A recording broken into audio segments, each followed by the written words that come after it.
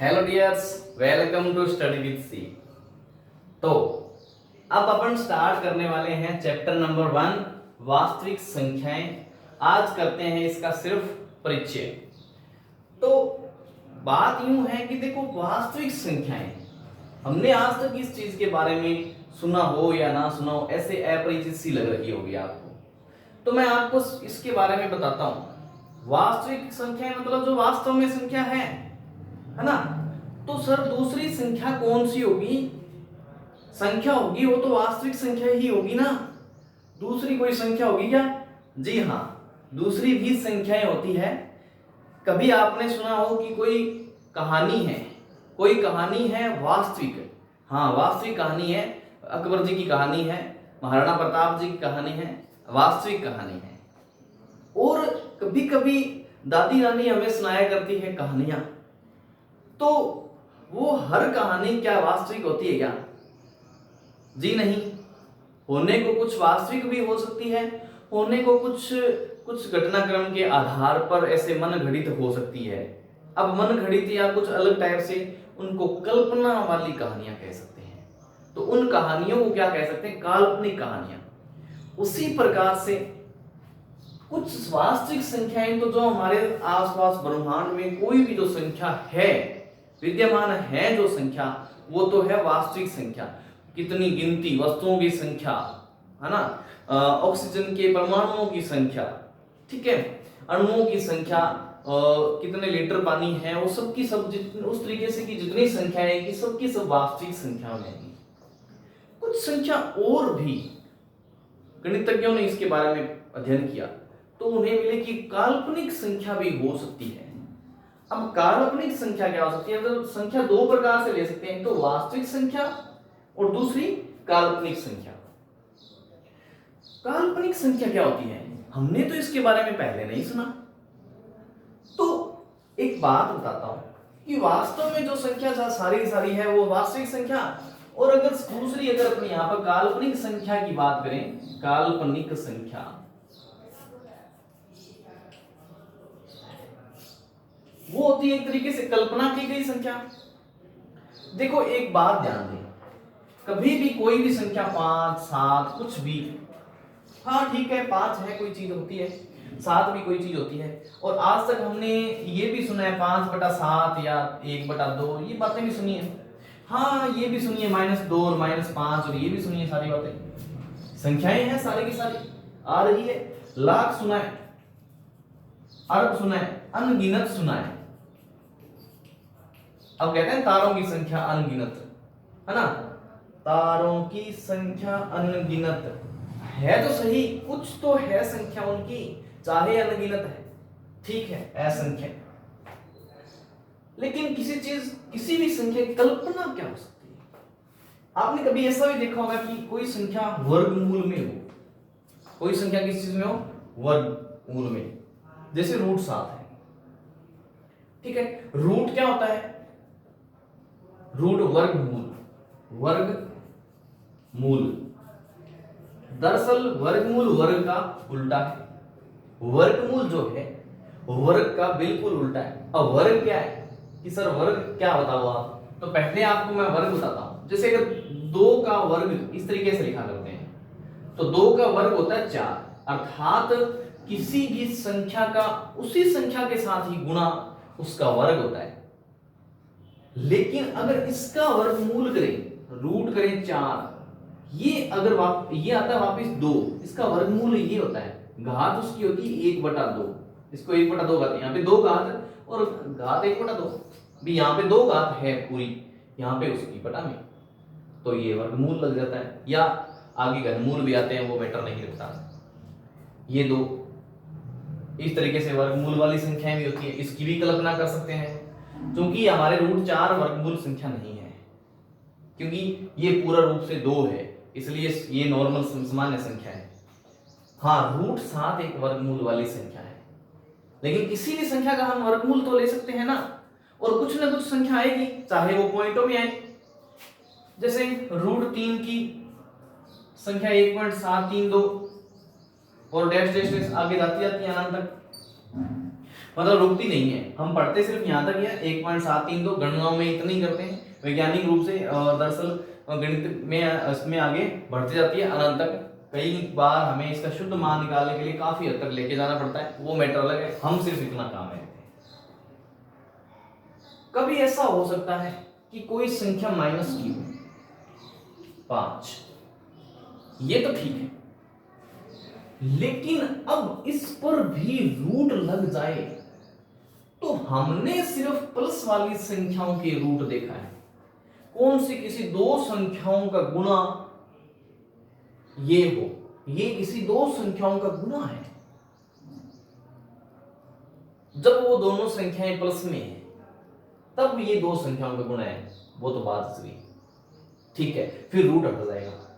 लेकिन माइनस कैसे आ रहा है, माइनस या ऋणात्मक या नेगेटिव। नेगेटिव कभी कभी अपने चारों ओर ऐसी स्थितियां बनती है कि कोई वस्तु नेगेटिव हो जाए, कोई चीज नेगेटिव हो जाए, या कोई किसी दो व्यक्तियों के बीच में नेगेटिविटी आ जाती है किसी कारणवश, ठीक है, तो वो ठीक है, हम दो व्यक्तियों के बीच में नेगेटिविटी को तो महसूस करते हैं, एक व्यक्ति नेगेटिव हो गया, एक व्यक्ति पॉजिटिव हो गया, ये तो हमारे प्लस में आती बात अच्छी लगती है, कोई बात नहीं भाई, हो गया होगा, इनके दोनों के विचार में मिले, दोनों एक जैसे व्यक्ति है, दो और दो दोनों एक जैसे व्यक्ति हैं, ये नेगेटिव गया, ये प्लस में है, पॉजिटिव वाला है, धनात्मक है, ये तो दोनों चलती है बात, हमें समझ में भी आती है। अगर नेगेटिविटी आ जाए अपने ही घर में, ये घर सा बना देते इस तरीके से, इनके घर लग जाए, अपने ही घर में नेगेटिव आ जाए तो वो क्या हो जाता है, फिर रिश्ता काल्पनिक हो जाता है एक तरीके से। दरअसल फिर वो नेगेटिविटी आने के बाद फिर वो कल्पना में जीने लगते हैं, पता नहीं क्या है, कैसे रहने लगे, पता नहीं किस तरीके से है, पता नहीं क्या होने वाला है आगे, कुछ भी हो जाता है, एक तरीके से कल्पना करने लग जाते हैं। उसी प्रकार से ये भी संख्या भी एक काल्पनिक की संख्या बन जाती है जब आ जाती है नेगेटिविटी, और किसमें, अपने ही घर में। ये हमारे समझने की बातें थी, बल्कि सीधा सीधा अगर काल्पनिक संख्याओं के बारे में समझाऊं आपको तो आप यह माने कि रूट के अंदर, अगर रूट के अंदर वर्गमूल के अंदर माइनस आ जाए कभी भी तो क्या होती है, संख्याएं काल्पनिक होती है। आगे हम इसके बारे में और भी अच्छे से अध्ययन करेंगे। कक्षा 11 में काल्पनिक संख्याओं के लिए एक विशेष अध्याय जोड़ा गया है अलग से, उसमें हम खुलकर इसके बारे में और चिंतन करेंगे और बातें करेंगे। लेकिन कक्षा 10 के अंदर सिर्फ वास्तविक संख्याओं के बारे में बात की गई है। अब सर वास्तविक संख्याओं के बारे में बात तो हो गई, हमें काल्पनिक और वास्तविक संख्याओं में तो अंतर पता चल गया भी, जो कोई भी संख्या हमारे आसपास आज तक हमने देखी है वो सारी की सारी संख्याएं क्या है, वास्तविक ही है।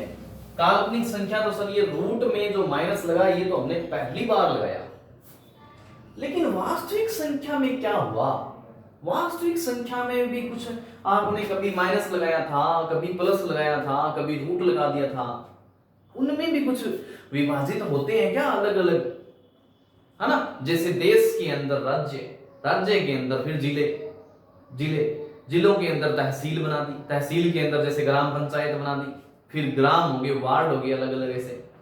तो इस तरीके से क्या इनको भी अलग अलग बांटा गया है क्या, इसके बारे में बात करते हैं। तो सबसे पहले वास्तविक संख्याओं के बारे में बताता हूं आपको। संख्याएं इसमें इस तरीके से बन सकती है, परिमेय संख्या,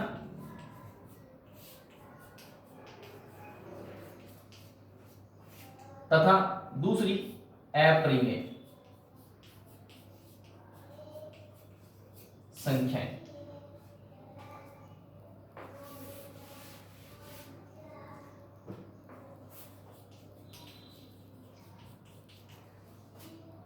अब सर ये नहीं, आपको तो क्या बोल दिया आपने, परिमेय संख्या अपरिमेय संख्या, सुना तो होगा कईयों ने, और नहीं सुना तो भाई ये तो समस्या है। तो एक बात सुनो, परिमेय जिसका परिमाप पूरा पूरा, मतलब जिसकी माप पूरी पूरी हो, पूरा ज्ञात कर सकते हैं इतनी दूर तक, ये इतनी बड़ी संख्या है, जैसे 5 है, फिक्स हो गया 5, बस इतना ही है। अब अपरिमेय संख्या क्या होगी सर, कोई ऐसी संख्या है जो फिक्स नहीं है, कोई संख्या, तो हाँ अपरिमेय संख्या ऐसी होती है कि जैसे कभी ऐसा आ जाए कि 5 पॉइंट 3 जैसे 100 के अंदर अगर 3 का भाग दें अपन, जैसे 100 के अंदर 3 का भाग दें तो 3 के 9, फिर 1 बचा, फिर 3 के 9, फिर 1 बचा, 0 लगाएंगे तो पॉइंट लग जाएगा, फिर 3 के 9, इस तरीके से 3 चलता जाएगा, ये चलता जाएगा। कभी रुकेगा क्या? नहीं रुकेगा, नहीं रुकेगा। तो वही तरीके से जो संख्या बनती है ना, इसका भी परिमेय परिमाप है कहीं न कहीं, लेकिन कुछ ऐसी संख्याएं होती है जो बिल्कुल शांत नहीं होती कभी। इसके बारे में बताता हूं। रूट में जो भी संख्याएं आएगी वो संख्याएं सभी अपरिमेय संख्या होगी। रूट में कोई भी संख्याएं आएगी वो सभी अपरिमेय संख्याएं होगी। कैसे रूट में सर? क्या रूट 1 अपरिमेय संख्या है? क्या रूट 2 अपरिमेय संख्या है?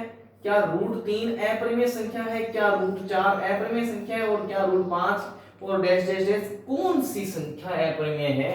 फिर परिमेय कौन सी है? तो बताता हूं इसके बारे में। रूट 1 का असली मान आप जानते हैं 1 होता है, ठीक है। रूट मतलब दरअसल 1 में कितनी भी घातें लगा दी जाए, हजार लाख करोड़ अरब 1 के, खुद 1 के तो 1 ही आता है, और 1 में कितनी भी बार रूट कर दिया जाए मतलब तो फिर भी 1 आता है। तो ये तो अपरिमेय संख्या नहीं है, क्योंकि मूल रूप से तो ये संख्या ये है। रूट 2 एक अपरिमेय संख्या है। क्यों? क्योंकि रूट 2 असल में जैसे भी ये 4 है, रूट 4, इसका वर्गमूल निकल रहा है कितना? 2, तो ये शांत है। तो ये तो हुई क्या? एक परिमेय संख्या, मतलब पूरी पूरी फिक्स्ड हो गई। लेकिन रूट 2 और रूट 3 का पूरा पूरा वर्गमूल नहीं निकलता, तो ये क्या होती है? अपरिमेय संख्या। परिमेय संख्याओं में और बताता हूं, बस अपरिमेय संख्याओं में वो संख्या आती है जिनके रूट पूरा पूरा नहीं होता। रूट वाली संख्याएं सभी अपरिमेय में आती है, बाकी सारी की सारी संख्याएं परिमेय में आती है। कौन सी? माइनस की, प्लस की, जोड़ की, घटाव की। कौन सी जोड़ प्लस? एक ही बात होगी वो तो। लेकिन कभी बटा वाली संख्याएं, कोई पॉइंटों वाली संख्याएं, कोई भी छोटी बड़ी सारी संख्याएं परिमेय संख्याओं में गिनी जाएगी। अभी मैंने एक उदाहरण भी लिया था 100/3, ये संख्याएं भी परिमेय संख्या में गिनी जाएगी, ठीक है, क्योंकि बटा वाली संख्याएं बात करी थी मैंने अभी। अब बात करते हैं परिमेय संख्याओं के बारे में, आगे चर्चा। अब मोटा मोटी दरअसल परिमेय संख्या और अपरिमेय संख्याओं में कोई कंफ्यूजन नहीं है। अपरिमेय संख्या रूट वाली जो संख्याएं होगी, रूट के अंदर यहाँ पे कुछ भी हो, वो संख्या क्या हो जाएगी? अपरिमेय संख्या हो जाएगी। तो आप बता दें, क्या रूट 25 अपरिमेय संख्या है या परिमेय संख्या है? तो ये रूट 25 मूल रूप से रूट 25 है ही नहीं, अर्थात रूट वर्गमूल 25 जो है ये मूल रूप से 25 नहीं है। इस तरीके से, क्योंकि ये तो 5 है, तो ये तो वास्तविक, ये परिमेय संख्या आ गई। इस तरीके से बात हुई। अब देखो, परिमेय संख्या तो एक जगह सिमट कर रह गई रूट वाली, जैसे हमने काल्पनिक संख्याओं को एक जगह समेट कर छोड़ दिया।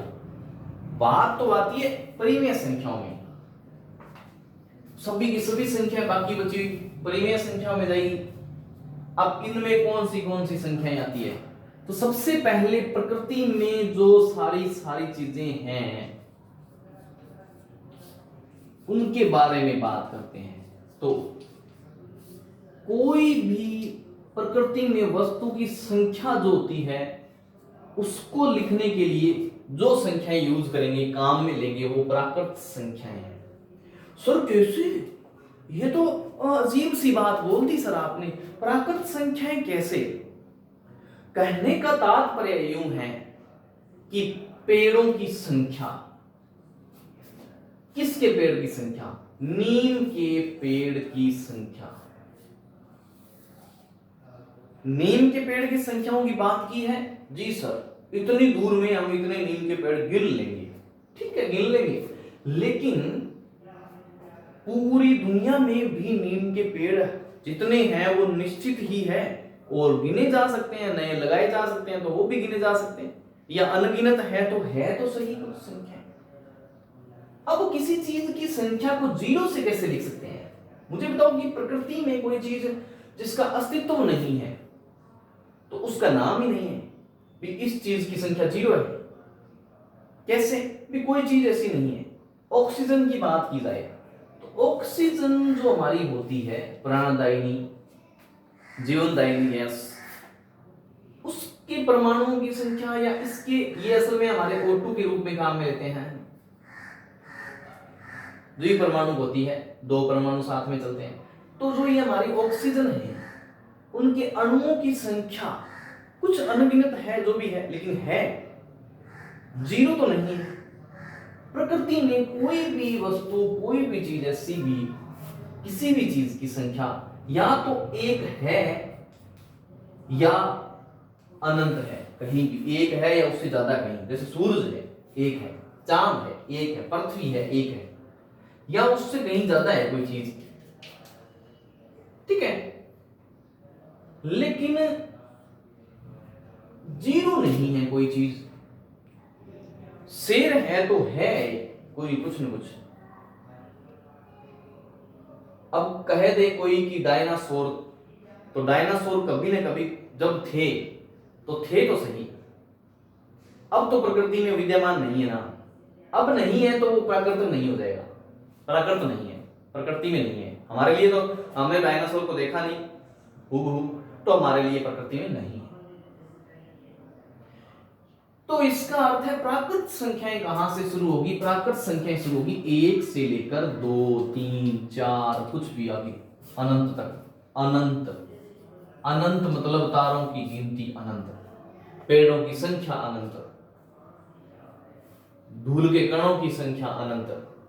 ऐसे बीच में बहुत संख्याएं आएगी, देशों की संख्या कुछ हो जाएगी, हमें पता नहीं है, बहुत ऐसी चीजें हैं, ग्रहों की संख्या, उपग्रहों की संख्या, ठीक है। ये बात हुई पहली प्राकृत संख्याओं की।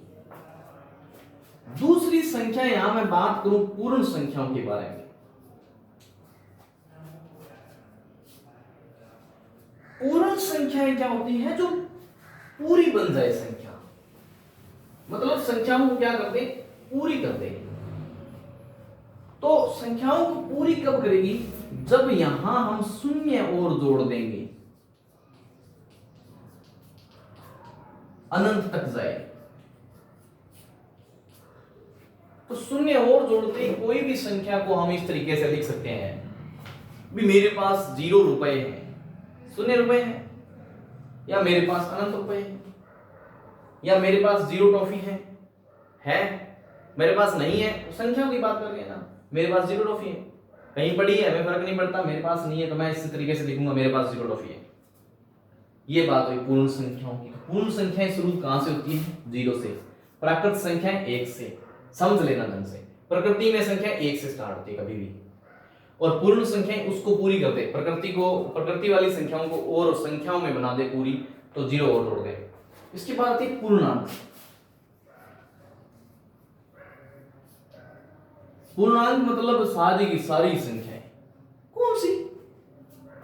हाँ, 2 0 भी है, -1 भी है, +1 भी है, और ऐसे इधर अनंत तक और इधर भी अनंत तक, है ना। भी ये माइनस में भी चला गया अनंत तक और प्लस में भी अनंत तक चला गया। ये पूर्ण अंक होते हैं। सारे के सारे अंक कितने हो सकते हैं? ये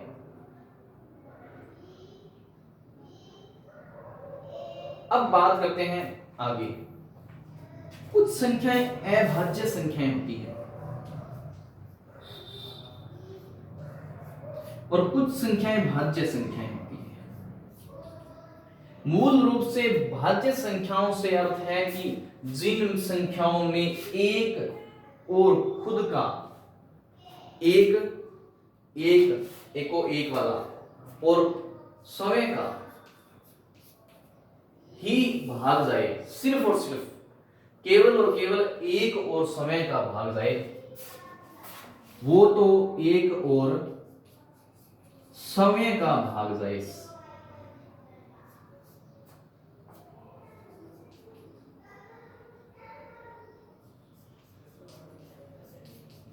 उसके अलावा किसी का ही भाग नहीं जाए, तो वो संख्याएं अभाज्य संख्याएं होती है। एक और समय के अलावा और किसी एक संख्या का भी, यहां लिख दो अन्य किसी एक संख्या का भाग जाए, अन्य कम से कम किसी एक संख्या से विभाजित हो जाए तो भाज्य संख्या हो जाती है, किसी भी एक संख्या से विभाज्य हो जाए।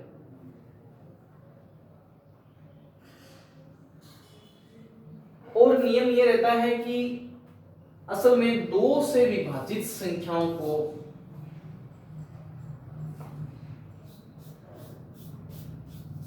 क्या कहते हैं, आगे आती है वो संख्याएं, सम और विषम संख्याएं, उस पे बात करते हैं यहां पर।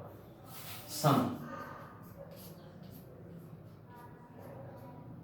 और आती है विषम।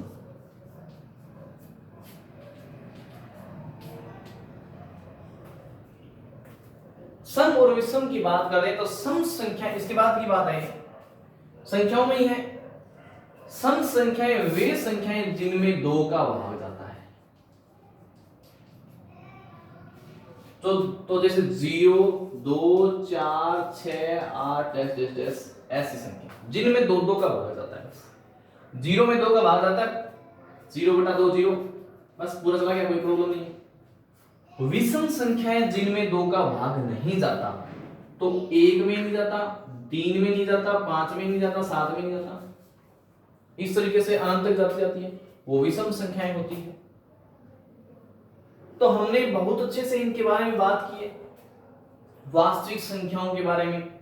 ये हमारी वास्तविक संख्याएं थी, बहुत अच्छे से देखना इस वीडियो को, इसके नोट्स बना लेना छोटे छोटे, आपकी कंफ्यूजन नहीं रहे। अभाज्य जिनमें एक और समय के अलावा किसी का ही भाग नहीं जाए, ऐसे बोल दिया जाए, एक और समय के अलावा किसी का ही भाग नहीं जाए, या एक और समय के एक और समय का ही भाग जाए, तो वो अभाज्य संख्या है। और अन्य कम से कम एक, किसी संख्या एक का, कोई एक ही संख्या ऐसी हो जिसका इसके अंदर भाग चला जाए, एक और समय के अलावा अन्य कोई एक ही संख्या हो जिसका भाग चला जाए।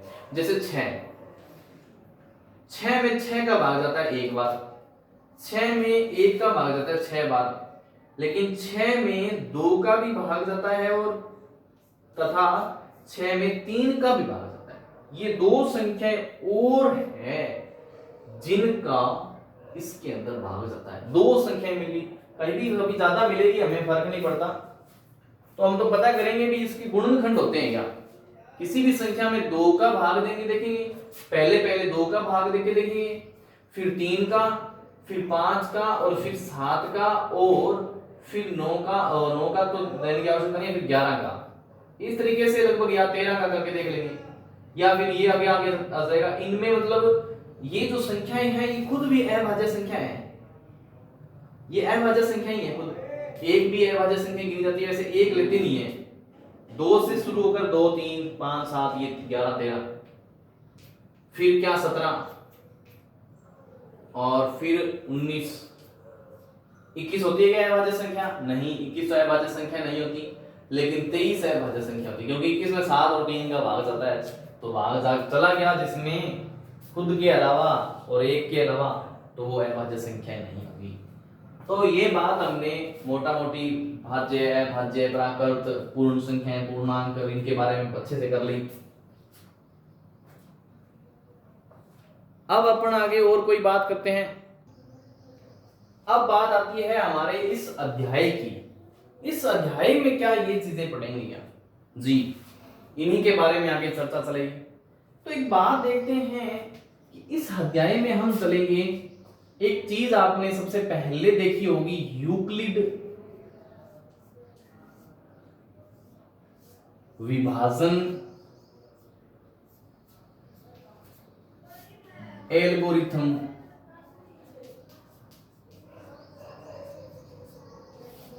एल्गोरिथम बोलते हैं या प्रमेय का बोलते हैं।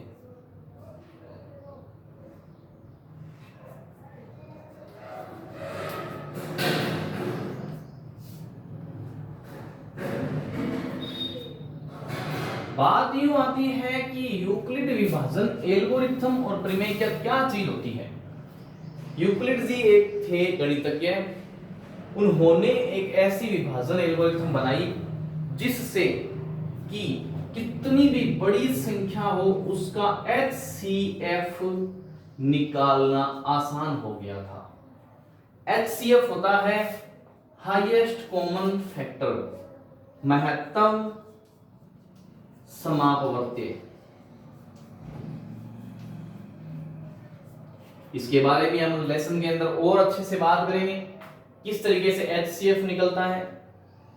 लेकिन सबसे पहले एल्गोरिथम प्रमेय का या वो चीज है क्या, उसके बारे में बात करते हैं। बात यहां शुरू होती है इस चीज से कि किन्हीं भी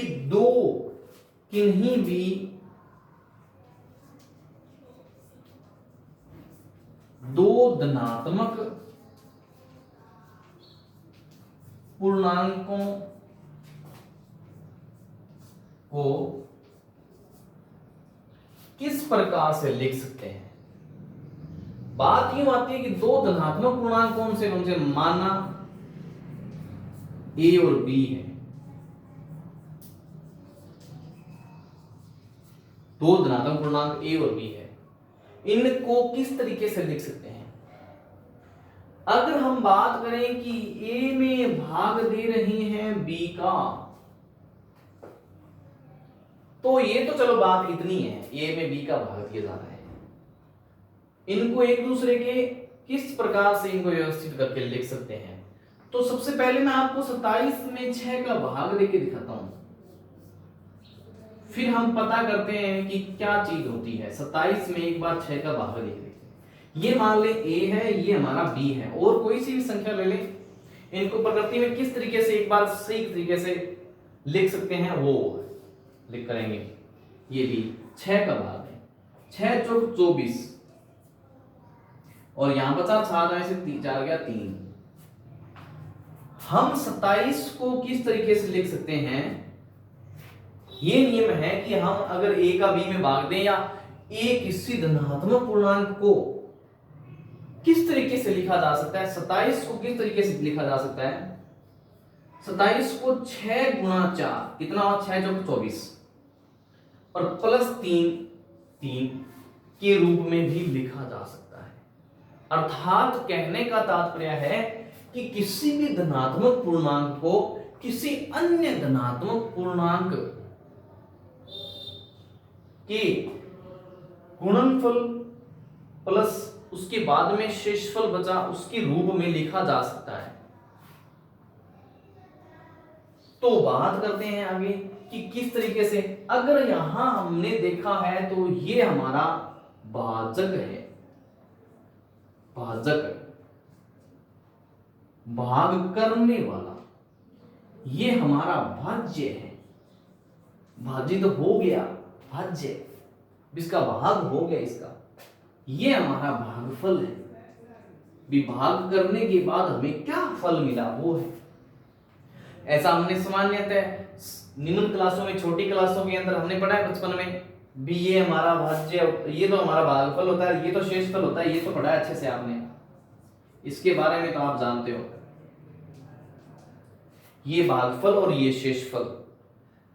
अब बात आती है, ये भाज्य होता है जिसके अंदर भाग दिया जाए या जिसका भाग हो जाए खुद का, वो भाज्य होता है। और भाजक भाग जिसने कर दिया, जिसने भाग कर दिया, किसने, 6 ने भाग कर दिया 27 की, वो है भाजक। तो इसके हिसाब से किस तरीके से किसी भी संख्या को लिखा जा सकता है। 27 हमारी क्या है, भाज्य। यहां 27 को हम लिख सकते हैं A, और बराबर में लिख सकते हैं 6 हमारा क्या है, भाजक। किस तरीके से भाजक क्या है, B, और गुणा में भागफल। भागफल को अंग्रेजी में क्यूशेंट कहते हैं, क्यूशेंट प्लस शेषफल। शेषफल को इंग्लिश में रिमाइंडर कहते हैं, R। तो बात यही है एल्गोरिथम विभाजन प्रमेय का या विभाजन एल्गोरिथम प्रमेय का, सब कुछ यही चीज है। बस इसको a बराबर BQ प्लस R भी लिख सकते हैं इजी तरीके से भी। a और b कोई धनात्मक पूर्णांक है और इनको इस तरीके से लिखा जा सकता है, और इनको इस तरीके से भी लिखा जा सकता है। आप इसके बारे में ध्यान रखना। अब इस तरीके से इसके प्रयोग करते जाते हैं। ये दो संख्याएं हैं, दो संख्याओं के बीच में हमें ज्ञात करना है HCF। दो बड़ी से बड़ी संख्याएं, छोटी से छोटी कितनी भी हो सकती है हमें फर्क नहीं पड़ता, लेकिन दो धनात्मक पूर्णांक है, उनके HCF के बारे में किस तरीके से पता चलेगा, हम उदाहरणों से करेंगे, क्वेश्चन से करेंगे, किताब के प्रश्नों से इस चीज को आगे विस्तृत रूप से अध्ययन करेंगे। ये हमारी है विभाजन एल्गोरिथम प्रमेय का। अब एक हमारे पास आती है अंकगणित की आधारभूत प्रमेय का। अंकगणित की आधारभूत प्रमेय।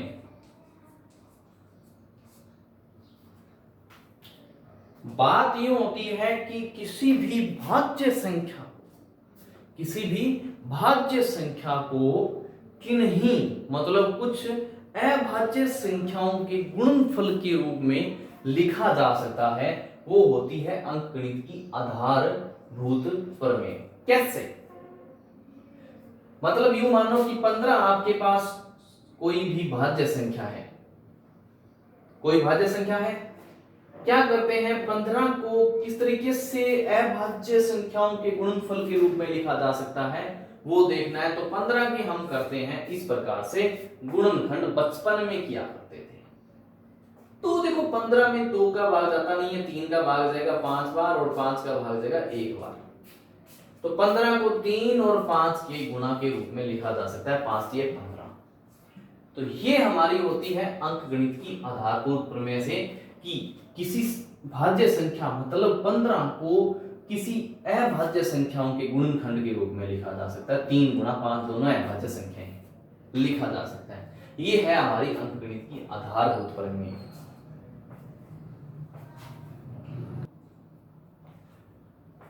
तो डियर स्टूडेंट्स, ये तो था हमारा इस अध्याय का परिचय, और कल से हम शुरू करने जा रहे हैं इस अध्याय के उदाहरण समेत प्रश्नावलियों के प्रश्न। ठीक है, परिचय को सही तरीके से देखें, उसके बाद उदाहरणों को देखेंगे और प्रश्नों को देखेंगे। आपको ये प्रश्नावली बिल्कुल भी सरल लगेगी, कोई ना समझने वाली तो बात है ही नहीं। कभी सुना होगा करत करत अभ्यास के जड़मति हो सुजान, है ना। बार बार प्रयास करने से जो मूर्ख भी है वो भी विद्वान बन जाता है।